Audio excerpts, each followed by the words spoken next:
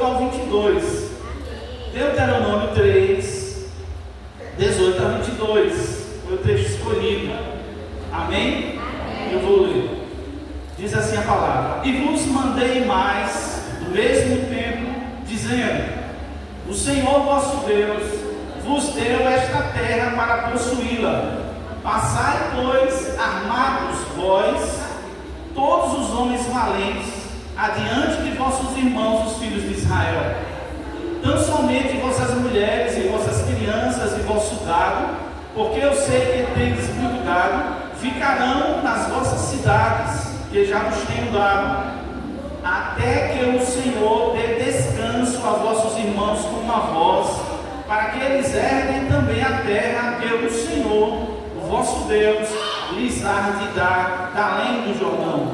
Então voltareis para qual a sua herança, que já vos tenho dado.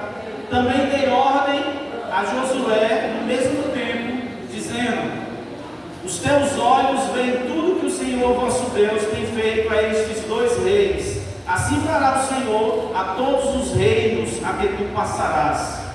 Não os temais, porque o Senhor vosso Deus é o que peleja por vós. Glória a Deus. Aqui a gente já vê um monte de coisa, né? E uma das coisas aqui, finalizando, é que o Senhor vai pelejar por nós. Irmãos, nesse texto de Deuteronômio, Moisés, ele estava falando sobre as conquistas do povo de Deus. O povo de Deus tinha tido duas conquistas. Uma de um rei chamado Seom e o outro de um rei chamado Og. E Moisés está falando ali, porque duas tribos e meia, a tribo de Gade, a tribo de Ruben e meia tribo de Manassés, eles quiseram aquela terra. Então Moisés está orientando: tudo bem, eu vou dar essa terra para vocês, mas só que vocês têm que entrar com seus irmãos na terra prometida, quando eles repousarem, tomarem conta da terra, aí vocês voltam, certo? Então esse é o contexto que Moisés escreve isso, ok? A terra de Canaã era a promessa de Deus para o povo de Israel.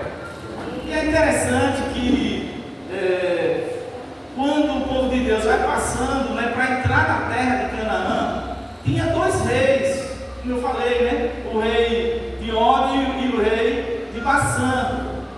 E a gente vê na Bíblia que o povo de Deus pediu passagem tranquilamente. Preste atenção, o povo de Deus disse assim: a gente só vai passar, a gente não vai fazer nada, nem água a gente vai beber aqui, a gente só vai passar pelo seu terreno. E a gente quer entrar na terra de Canaã. Só que os reis disseram, atacaram o povo de Deus. E quando eles atacaram o povo de Deus, né, Deus então deu vitória ao povo de Deus. Preste atenção nisso. Repare que o povo de Deus não estava querendo brigar ali, porque a promessa era a terra de Canaã, era depois do Jordão, tinha o Jordão, e depois do Jordão é que Deus ia dar a Israel, né? Mas quando ele vai, os homens ficaram com medo, e aí eles atacam o povo de Deus, e Deus dá vitória a eles. Duas tribos e meia, né? Dizem assim: Moisés, deixa a gente ficar aqui. A princípio Moisés não gostou da ideia, porque ele disse: como é que você faz isso? Você vai abandonar seus irmãos e tal. Aí eles dizem: não, a gente vai com vocês, a gente entra lá na batalha, depois a gente volta. E foi isso que eles fizeram, irmãos.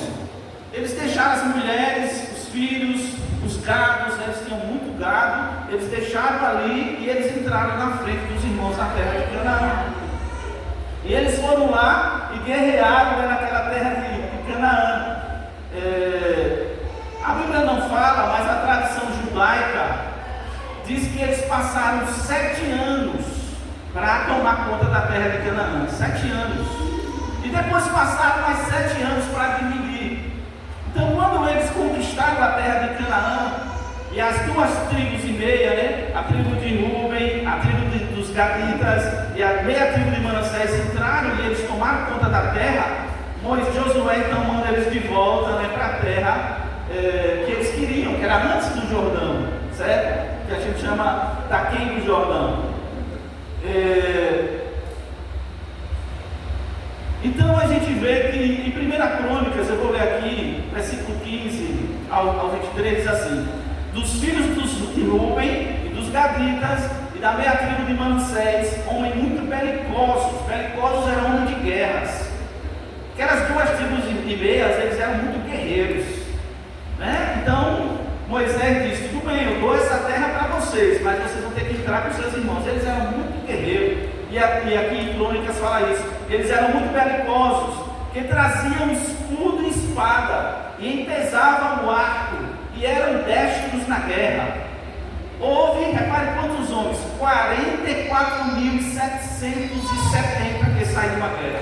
Só das duas tribos de meia tinha essa ruma de gente que entra na terra de Canaã, 44.770 que saíram a peleja. E fizeram guerra aos Hagarenos, como a Getu e a Nafis e a Nodab, e foram ajudados contra eles.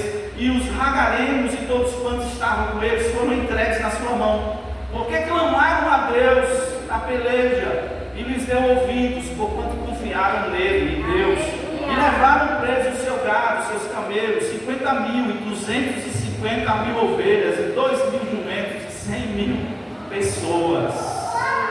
Porque muitos feridos caíram, porque de Deus era a peleja, e habitaram em seu lugar até o cativeiro. E os filhos da meia tribo de Manassés habitaram naquela terra de Bassã, até Baal, Hermon, a Seni, com isso, né, o Monte Hermon, e eles se multiplicaram. Então eles vão lá e eles cumprem a palavra dele. Eles dizem: não, Moisés, a gente não vai abandonar nossos irmãos, a gente vai para a guerra com eles, depois a gente volta. E quando eles fazem isso, no capítulo 22, Josué então libera eles, depois de 7 anos. E não pensa assim, 7 anos longe da família, longe das suas mulheres, dos seus filhos, para cumprir uma ordem de Deus. Aleluia! E eles cumpriram, né? Eles iam na frente, eles eram os guerreiros. Ruben, Gad, né, os filhos dele, e a Beatriz, vocês eram os guerreiros, eles iam na frente do povo de Deus, tomando, né, aquela ruma de terras, e para dar aos irmãos deles, e depois eles voltam. Agora interessante, isso é o contexto, né? Josué 22, 1 a 6, depois que eles conquistam, aí Josué fala isso para eles. Repare, eles pediram a Moisés, né? E aí passou, Moisés morreu, e agora Josué veio. Eles passaram 7 anos em guerras, depois que eles conquistam. Repare o que Josué diz a eles. Josué 22, 1 a 6 diz assim: então Josué chamou os Rubenitas e os Gaditas e a meia tribo de Manassés, e disse-lhes: tudo quanto Moisés, o servo do Senhor, vos ordenou, guardaste. A minha voz obedecestes em tudo quanto vos ordenei. A vossos irmãos por tanto tempo, até o dia de hoje, não desamparastes. Antes tivestes cuidado de guardar o mandamento do Senhor vosso Deus. E agora o Senhor vosso Deus deu repouso a vossos irmãos, como lhes tinha prometido.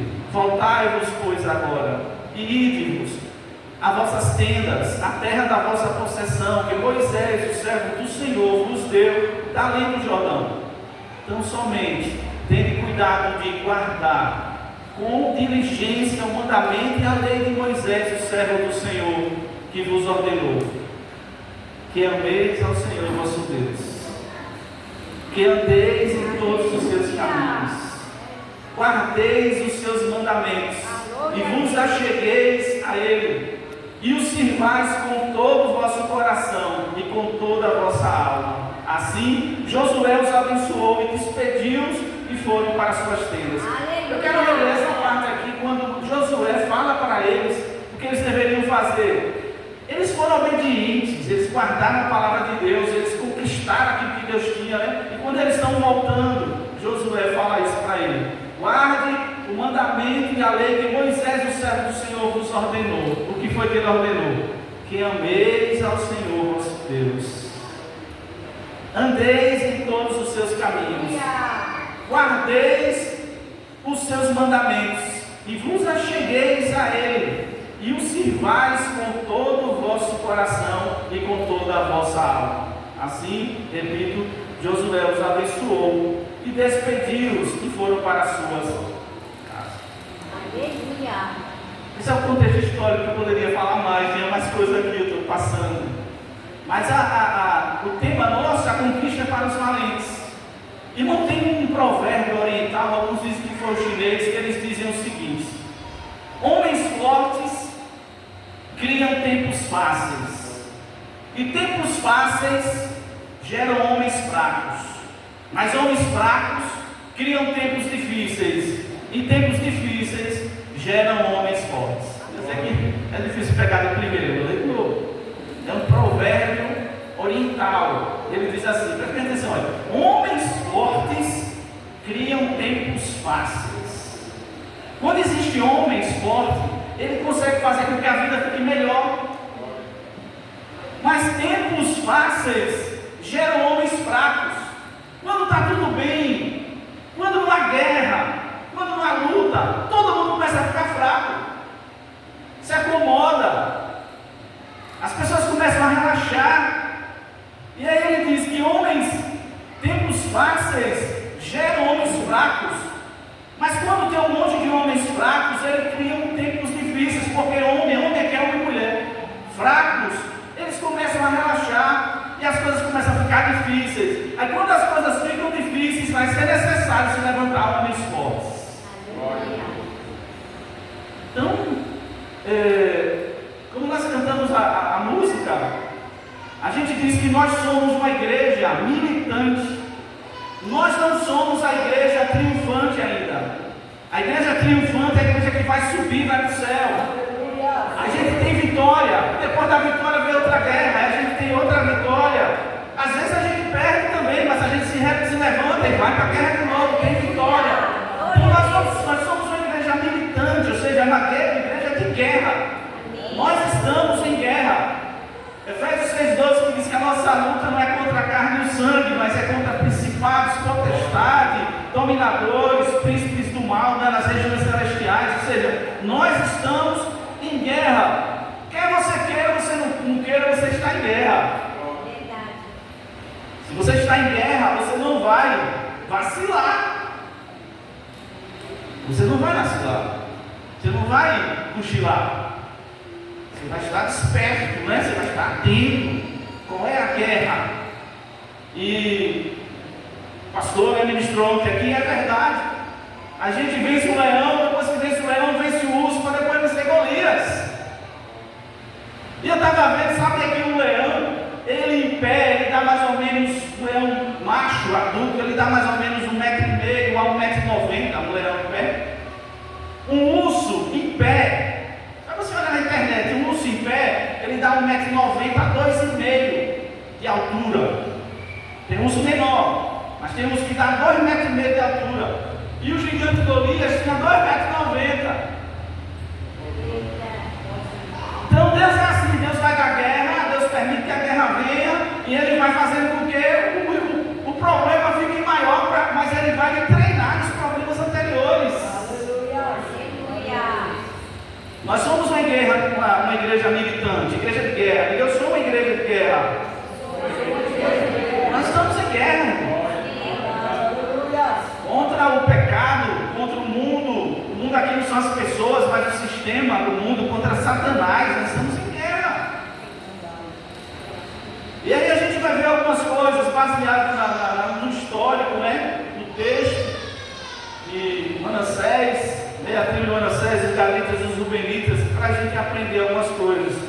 Primeira coisa para a gente aprender: a nossa valentia quer nos levar à conquista, né? Todo valente quer vencer.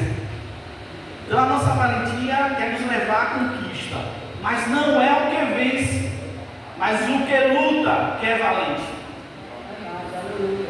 Sabe que o valente não é aquele que vence, mas aquele que luta? Lutar é vencer, irmão. Lutar é vencer. A vitória, ela vem em meio à luta. Então não pense que os valentes são aqueles que venceram, mas são aqueles que lutaram. Aleluia. Vencer, eu digo, é uma consequência, é um detalhe. Às vezes a gente foca mais na conquista do que na luta. Mas os valentes de Deus são aqueles que lutam. E eles vão para a guerra. É claro que ele quer vencer, mas ele está mais focado na luta. Eu estou lutando. E eu sei que meu Deus vai me dar a vitória, mas eu estou lutando. Então essa é a primeira lição. A nossa valentia não quer dizer que a gente vai ganhar todas. Só que a gente se levanta. 7 vezes a gente cai, 7 vezes o Senhor bota a gente em pé. E Deus é assim, Ele diz, vamos lá de novo, vai ser, vamos, Pai. Se ligue aí, porque você vacilou e o inimigo conseguiu te dar uma rasteira. Então se ligue, para que você não caia de novo. Mas você se liga, você vai para a guerra, você vai mais esperto. Então você é valente se você é um lutador. Quer saber se você é valente, se você é um lutador ou não? Se você é uma pessoa que não luta, você já perdeu. Geralmente, quando a gente arreia as armas, a gente entrega, o inimigo destrói. Então não baixe as armas, não baixe as armas. E as nossas armas, elas são espirituais, são poderosas em Deus, para destruir fortalezas e anular sofismas. As nossas armas é a oração, é a fé, é o amor. As nossas armas é a palavra de Deus. Não baixe as armas, entendeu? Fique com as armas em punho, não dá para a gente relaxar. Aleluia. E como está se aproximando o fim, a guerra ela vai se tornar mais intensa, mais constante, mais forte. Irmão, a luz e as trevas estão começando a se chocarem, a chegar mais perto, luz e trevas, o bem e o mal, Deus e Satanás, ou as coisas de Deus e Satanás estão começando a se pegarem mais de perto, entendeu? Então vai chegar a hora que não vai ter como a gente fugir, vai ter que lutar. Então eu queria que você guardasse isso. O valente é aquele que luta. Diga, o valente é aquele que luta. Quer vencer. Você quer vencer. Mas ele sabe que o melhor do que vencer às vezes é até lutar. Ele aprende. Uma segunda coisa que a gente vê nesse texto todo é que nossa valentia e a conquista, ela não vem da nossa habilidade, mas da nossa relação de dependência com Deus. Aleluia. Você não vai vencer porque você é mais inteligente que os outros, nem eu. Você não vai vencer porque você é bonito. Você não vai vencer porque você tem dinheiro. Você não vai vencer porque você fez os cursos aí. Você estudou tudo da Bíblia. Você sabe tudo de Deus. Você sabe tudo da vida. Você fez um monte de graduação aí nas faculdades da vida. Você não vai vencer por causa disso. A nossa valentia, eu sou valente e eu vou conquistar, não por causa das minhas habilidades, mas por causa da minha relação de dependência com Deus. Tem um texto em Eclesiastes 9:11 que diz assim: voltei-me e vi debaixo do sol, preste atenção aí, que não é dos ligeiros a carreira, nem dos valentes a peleja, nem tampouco dos sábios o pão, nem ainda dos prudentes a riqueza, nem dos inteligentes o favor, mas que é o tempo e a sorte pertencem a todos. Jeremias 9:13 diz algo parecido. Assim diz o Senhor: não se glorie o sábio na sua sabedoria, nem se glorie o forte na sua força, não se glorie o rico nas suas riquezas, mas se alguém se gloriar, glorie-se nisto, em me conhecer e saber que eu sou o Senhor, que faço beneficência, juízo e justiça na terra, porque destas coisas me agrado, diz o Senhor. Então a nossa vitória, a nossa valentia, o guerreiro, não é porque a gente é tal, não é porque a gente é mais forte que os outros, não. É porque a gente tem uma relação de dependência com Deus que nos dá vitória. O Salmo 136, versículo 16 ao 22 diz assim: aquele Deus que guiou o seu povo pelo deserto, porque a sua benignidade é para sempre. Aquele que feriu os grandes reis, porque a sua benignidade é para sempre. E deu morte a reis famosos, porque a sua benignidade é para sempre. Seom, rei dos amorreus, porque a sua benignidade é para sempre. E Og, rei de Baçã, porque a sua benignidade é para sempre. E deu a terra deles em herança, porque a sua benignidade é para sempre. Sim, em herança a Israel, seu povo, porque a sua benignidade é para sempre. Porque Israel venceu. Porque a benignidade do Senhor é para sempre. O rei de Og e o rei de Baçã eram reis poderosos, grandes reinos. Baçã, Og, o rei de Baçã, ele era um gigante, sabia? Na Bíblia, ele era um gigante. Ele dormia numa cama de 2,90 metros de comprimento e 1,90 de largura. O cara era cama de ferro. Mas para Deus ele pode ser gigante, pode ser nanico, pode ser o que for, pode ser grande, pode ser de ferro, de madeira. Deus, quando dá vitória, ele dá e pronto, final. A nossa valentia e as nossas conquistas dependem da nossa relação com Deus. No texto que a gente está meditando, né? Diz assim, Deuteronômio 3:22: não temais, porque o Senhor vosso Deus é o que peleja por vós. Nós vamos vencer porque o Senhor pelejará por nós. O Senhor pelejará por você. Qual é a sua guerra? A sua guerra é a guerra de Deus.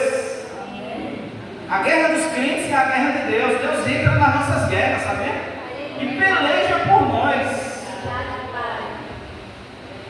Outra coisa para a gente aprender é que a nossa valentia e consequentemente a vitória, a conquista, virá, irmão, uma coisa que é chamada unidade.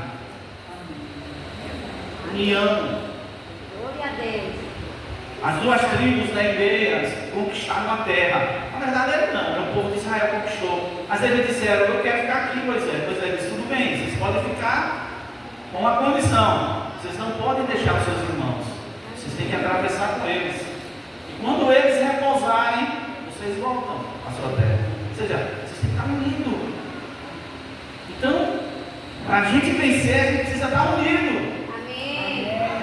Não adianta eu vencer e você perder. Não adianta a igreja X vencer e a igreja B perder. A gente não fica feliz quando a gente vê um outro grupo se dando mal. A gente não pode ficar alegre quando vê alguém caindo em pecado, seja ele quem for. A gente tem que chorar e dizer: não, meu Deus, não deixa não, sustenta, levanta. Há alguma coisa que eu posso fazer. É assim que a gente vai vencer. E o diabo sabe disso muito bem. Jesus falou que um reino dividido contra si mesmo não subsistirá. Amém. E uma das estratégias de Satanás é fazer com que a gente comece a brigar.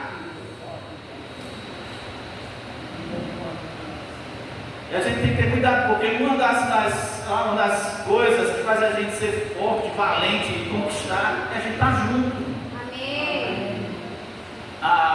Uma das coisas que diferencia o homem dos animais é um negócio chamado inteligência.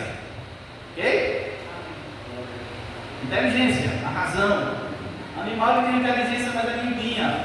O animal mais inteligente que tem se compara ao homem. Mas a nossa vitória não está na nossa inteligência. Está numa coisa que os estudiosos chamam hoje de inteligência coletiva.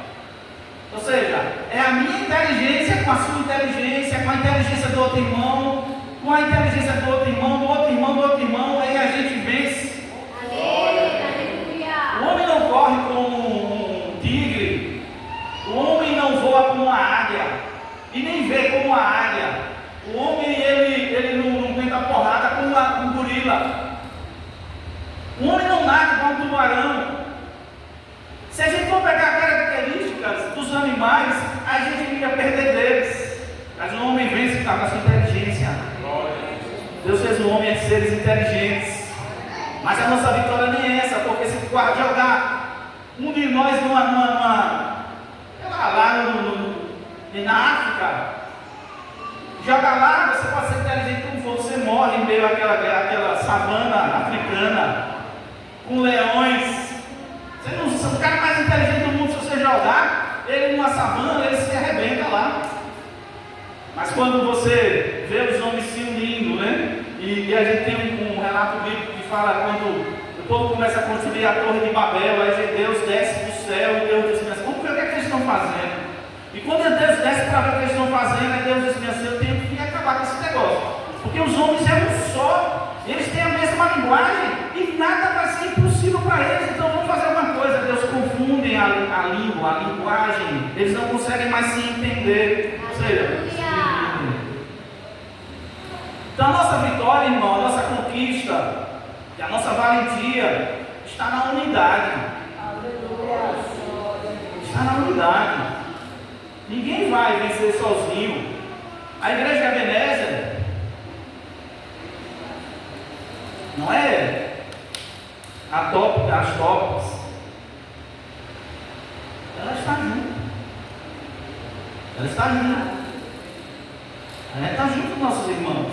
Amém. E Deus tem sim características em cada lugar.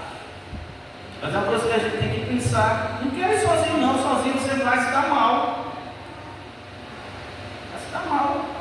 Todo mundo que anda sozinho, alguém já falou, quem anda sozinho pode andar mais rápido, mas não chega primeiro. Nem sempre chega primeiro. Mas se você andar junto, você chega primeiro, você consegue vencer. Outra coisa que a gente aprende no texto, Deuteronômio 3 diz, até que o Senhor, Moisés fala, dê descanso a vossos irmãos como a vós, para que eles herdem também a terra que o Senhor vosso Deus lhes há de dar, além do Jordão. Então voltareis, cada qual a sua herança que já vos tenho dado. Mas também outra coisa aqui, que a nossa valentia e a conquista, ela virá da obediência aos propósitos de Deus. O que eu quero dizer? Você não vai vencer fazendo o que você quer, não, nem eu. Eu não posso botar na cabeça e dizer, a partir de hoje eu vou fazer isso e aquilo outro. Não. Deus não vai estar com você se você fizer o que você quer, não, nem eu. Deus vai estar com você e eu se nós cumprirmos os propósitos dele. Os planos que ele tem para nós e para a igreja. Não adianta você entrar em guerra aqui, Deus não entra não, porque você vai perder e eu perco também. Então, para a gente ser valente e conquistar, a gente precisa estar guerreando as guerras do Senhor. Amém. Tem um texto, né? Vou dizer com as minhas palavras, de Lutero. Ele diz que se você estiver fazendo alguma coisa, por melhor que seja, as minhas palavras, mas que Deus não mandou você fazer, você não está fazendo nada. Se a gente fizer o que Deus não mandou a gente fazer, não está fazendo nada. Então, Deus não quer que você seja valente para você fazer o que você quer, não. Nem eu sair aí dizendo vou fazer isso, aquilo, outro, vou deitar e rolar. A gente só vai conseguir as coisas se fizer as coisas que Deus quer que a gente faça. Amém. A gente tem que parar com esse negócio de achar que é a minha força, é a minha valentia que vai me dar, né, vai fazer ser um conquistador. Não. Eu tenho que fazer aquilo que Deus determinou fazer. E era o que Deus queria para aquele povo ali. Especial aquelas duas tribos que é o foco e meia, né? Vocês vão, mas obedeçam, cumpram o propósito. O propósito é possuir a terra de Canaã. Então vá lá, quando vocês fizerem, voltam. E eles foram e venceram. Outra coisa que a gente vê, irmão, é que a nossa valentia e consequentemente a conquista virá da presença do Senhor. Glória a Deus. 3:21 diz assim, também dei ordem a Josué no mesmo tempo, dizendo: os teus olhos veem tudo que o Senhor vosso Deus tem feito a esses 2 reis. Assim fará o Senhor a todos os reinos a que passarás. Então, a presença do Senhor é que nos garante a vitória. Amém? Amém. É a presença do Senhor que nos garante a vitória. E não simplesmente alguma coisa que vem na minha cabeça. Para a gente ir caminhando para a conclusão, irmão, tem um texto da Bíblia muito interessante, eu peguei uma parte, e o texto algumas Bíblias colocam assim: os principais guerreiros de Davi, ou os valentes de Davi. O rei Davi, ele está em 2 Samuel 8, de 8 a 39, e ele repete em 1 Crônicas 11, de 10 a 47, é muito grande, né? Então não vou ler todo, vou ler só do 10 ao 26 de Crônica. Os principais guerreiros de Davi, ou os valentes de Davi. Esse cara era macho inteiro. Esse cara era valente. Davi, ele conseguia juntar, né, sensibilidade e força, né? Ele conseguia ser sensível, conseguia ser forte, né? Então, sensibilidade não quer dizer fraqueza. Eu vou ler aqui rapidinho, diz assim, versículo 10. Esses foram os chefes dos principais guerreiros de Davi, que junto com todo Israel deram um grande apoio para estender o seu reinado a todo o país, conforme o Senhor havia prometido. Esta é a lista deles. Preste atenção no que esses camaradas fizeram. Jazobeão, nome de um. Você nunca ouviu falar dele. Um Aqumonita, chefe dos oficiais. Foi ele que, empunhando a sua lança, matou 300 homens numa mesma batalha. Era sozinho. Numa batalha, ele com a lança dele matou 300 homens. E é claro que a gente pensa, a gente está aqui propagando guerra, né, física. Hoje a nossa guerra é espiritual, mas naquela época não, era guerra física mesmo, era homem contra homem. Esse cabra, ele pegou uma lança e ele conseguiu matar 300 homens numa batalha. Sangue no olho, como é que diz? Depois desse, tinha um cara chamado Eleazar. Ele era filho de Dodô, de Aoi, um dos 3 principais guerreiros. Ele estava com Davi na plantação de cevada de Paz-Damim, onde os filisteus se reuniram para a guerra. As tropas israelitas fugiram dos filisteus, mas eles mantiveram sua posição no meio da plantação. Eles a defenderam e feriram os filisteus, e o Senhor lhes deu uma grande vitória. Quando um grupo de filisteus estava acampado no vale de Refaim, 3 chefes do batalhão dos 30 foram encontrar Davi na rocha, que há perto da caverna de Adulão. Estando Davi nessa fortaleza e o destacamento filisteu em Belém, Davi expressou seu desejo: quem me dera lhe trouxessem água das cisternas que fica junto à porta de Belém. Então aqueles 3 infiltraram-se no acampamento filisteu, tiraram água da cisterna e as trouxeram a Davi. Mas ele, Davi, se recusou a bebê-la. Em vez disso, derramou-a como oferta ao Senhor. Disse Davi: longe de mim fazer isso, ó meu Deus. Esta água representa o sangue desses homens que arriscaram a própria vida. Eles arriscaram a vida para trazê-la e não quis bebê-la. Foram essas as proezas dos 3 principais guerreiros. Davi teve sede e queria beber água do Belém. Os caras entraram no meio dos inimigos e tomaram a água e trouxeram para o rei. São os valentes de Davi. Abisai, o irmão de Joabe, era o chefe do batalhão dos 30. Com uma lança, ele enfrentou 300 homens e os matou, tornando-se famoso como os 3. Foi honrado 2 vezes mais do que o batalhão dos 30 e se tornou o chefe deles, mas nunca igualou-se aos 3 principais guerreiros. Benaia, filho de Joiada, era um corajoso soldado de Cabzeel e realizou grandes feitos. Matou 2 dos melhores guerreiros de Moabe e num dia de neve desceu ao fundo de uma cova e matou um leão. Davi disse: esse cara parece comigo, né? Eu matei o leão. Ele entrou, estava neve, né? Tinha um buraco lá na neve. Ele entrou na neve, tinha um leão lá e ele matou o leão. Também matou um egípcio de 2,25 metros de altura. Embora o egípcio tivesse na mão uma lança parecida com uma lançadeira de tecelão, Benaia o enfrentou, presta atenção, com um cajado.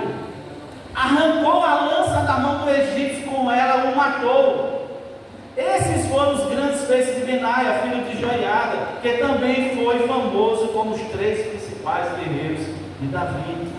Foi mais honrado do que qualquer dos 30, mas nunca igualou-se aos 3. E Davi lhe deu o comando da sua guarda pessoal. Aí continua: os outros guerreiros foram, ele cita um monte de homens. O que é que tem de comum nessa turma? Eles amavam tanto o rei que eles dariam a vida por ele. Eles amavam tanto Davi que morrer por Davi, por Israel, era um privilégio. Na história humana, tem um homem chamado Alexandre o Grande. Alexandre o Grande foi um dos grandes guerreiros da história da humanidade. Ele nunca perdeu uma batalha. Nunca. Alexandre o Grande nunca perdeu uma batalha. E muitas vezes ele ia guerrear com um exército menor do que o exército que vinha. Mas ele era um estrategista, um guerreiro. E Alexandre o Grande, ele não era um general de gabinete. Ele enfrentava os inimigos do povo dele na frente. Ele era o primeiro dos guerreiros na frente. Alexandre o Grande era um mago. Quando Alexandre o Grande estava para morrer, ele não morreu em batalha. Ele vinha todo ferido, mas não morreu em batalha. Diz que alguns dizem que foi de uma doença que deu dele, e outros dizem que alguém envenenou ele. Mas quando Alexandre estava para morrer, todos os seus soldados fizeram questão de passar pela cama onde ele estava deitado, para saudar o seu rei. Nosso Jesus é o nosso rei. Davi era o rei daquele povo. E aqueles homens tinham isso em comum, eles amavam o rei. E eles dariam uma vida por ele. Se a gente amar o Senhor, irmão, com esse amor, a gente vive para Ele e dá a vida por Ele. Você vai numa batalha, você também tem que estar disposto a morrer. A gente às vezes, é o que eu falei, é triunfalista. A gente acha que vai dar tudo certo, que sempre vai dar vitória. Às vezes a gente vai morrer. E morrer por amor ao Senhor é algo maravilhoso. Esses dias eu estava vendo na internet, depois vocês procurem, acho que foi na Nigéria. Um rapaz está lá no seu campo, tomando conta da sua casa, e aí vem um desses radicais, né, extremistas, e entra na terra dele e começa a bagunçar, esculambar com a plantação e atacar os gados. E ele começou a brigar com aquele rapaz, e na briga ele matou. Ele matou aquele cara, porque invadiu o seu espaço. Foi preso, pegou, depois de 6 anos ele foi julgado, e agora o julgamento é que ele seja enforcado. Agora ele estava defendendo a vida dele, defendendo a propriedade dele. Mas sabe o que é de lindo? Um irmão nosso, um pastor inglês, ele chegou e foi lá e se apresentou às autoridades da Nigéria e disse assim: eu quero morrer no lugar dele. E aí criou uma comoção, porque ele disse: assim como Jesus morreu por mim, eu quero morrer por ele. Agora, irmão. Então morrer, sofrer por determinadas coisas é vitória. Não é derrota, vitória. Se isso acontecer, e esse homem, esse pastor morrer, não sei se a lei vai fazer isso, né? Depende da lei dele lá. Ele é um guerreirão. Talvez entre poucos que existem nesse mundo. Porque qual de nós daria a vida por outra pessoa? Às vezes a gente não daria nem a vida nem por Cristo, quanto mais pelos outros. João 3,16 diz que Deus amou o mundo de tal maneira que deu seu filho. 1 João 3,16 diz: se você ama a Deus, você deve dar a vida pelos seus irmãos. Quem de nós daria? Então, tem muito chão, guerreiros e guerreiras. Mas voltando para aqui, para a gente fechar. Então, o que havia de comum nos guerreiros de Davi é que eles amavam a Davi, amavam o rei, e eles estavam dispostos a dar a vida para o rei. Um mero desejo do rei para eles era a ordem.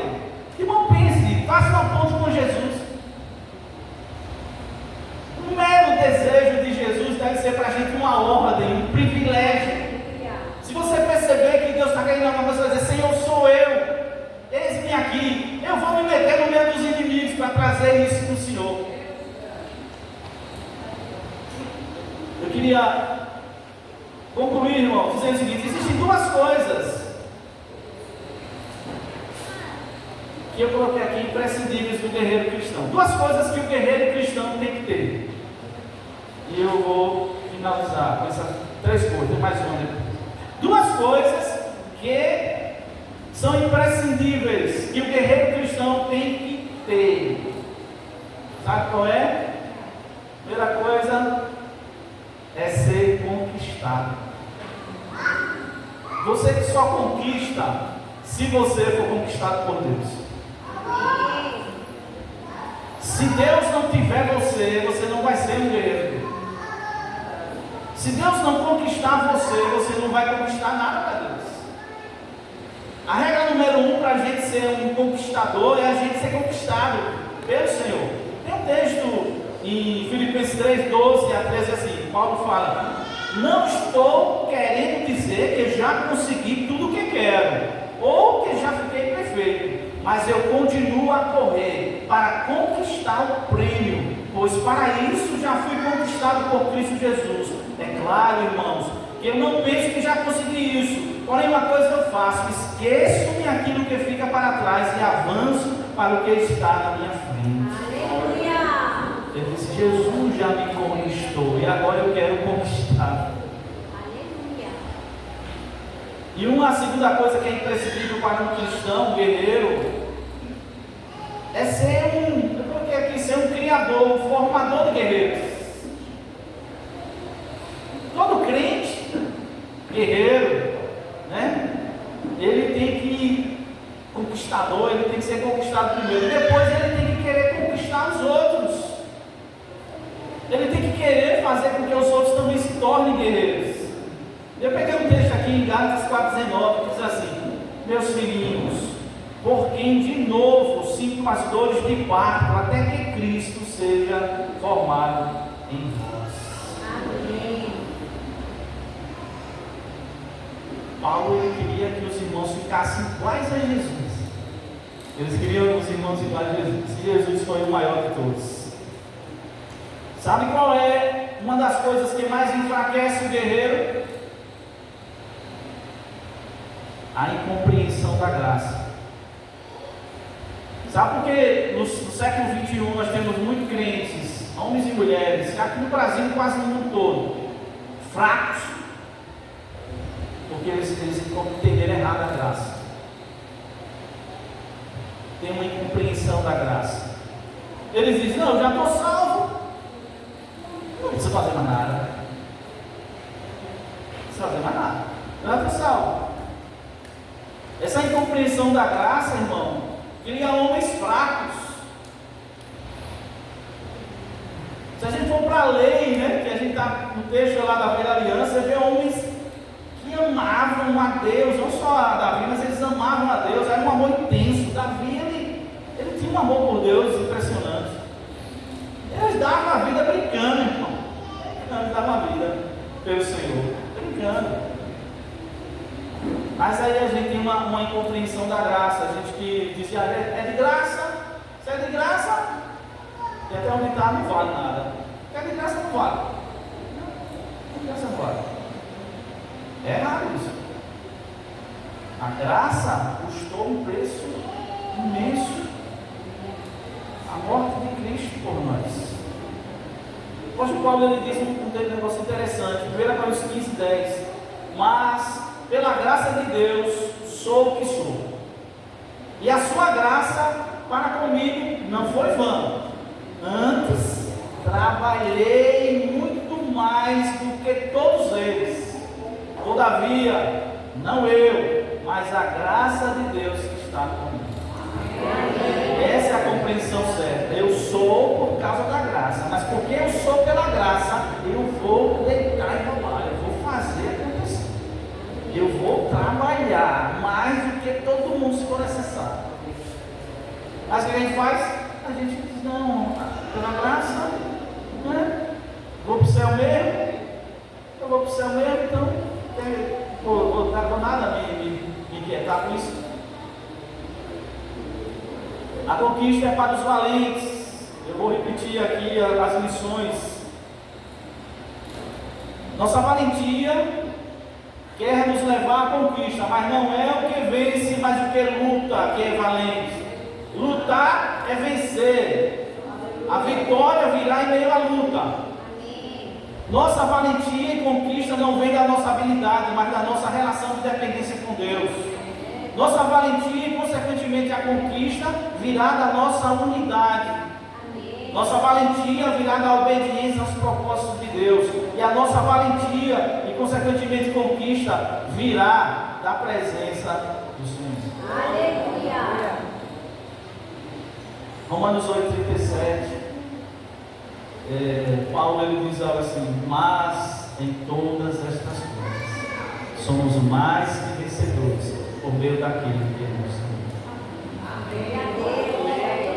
Se a gente cumprir o que a Bíblia ensina, quando você entrar na guerra, você vai vencer. Sabe por que a gente perde? É porque a gente não anda segundo o que a palavra diz. Toda vez que eu saio do crivo da palavra, eu começo a perder. E toda vez que eu a ficha cai, e aí eu começo a fazer o que Deus mandou eu fazer, eu começo a vencer. Vou dar um exemplo. Encerramos. Vou dar um exemplo. Você não lê a Bíblia. Passa um dia, 2, uma semana, um mês. Deixou de ser crente? Não. Mas você está raquítico. Você não está comendo, mano. Aí você está fraco. E o diabo bem o sabe. O que é que ele vai fazer? Ele disse: essa é a hora. Eu vou pegar ele quando ele está fraco. Eu digo que o Satanás ele não é um inimigo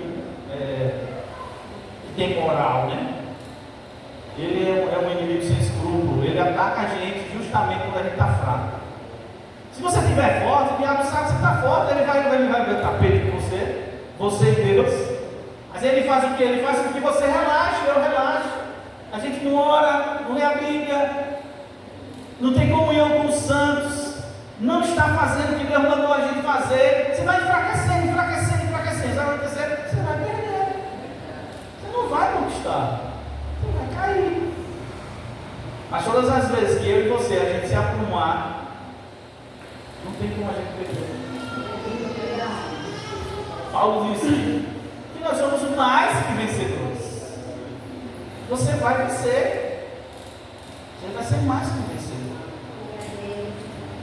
Que Deus assim aplique essa palavra no nosso coração, amado. E essa fique no seu coração nesse tema, né? Conquista para valentes. E os valentes, eles amam a Deus e fazem o que Deus quer. Vamos ficar em pé, amados, para nos orar.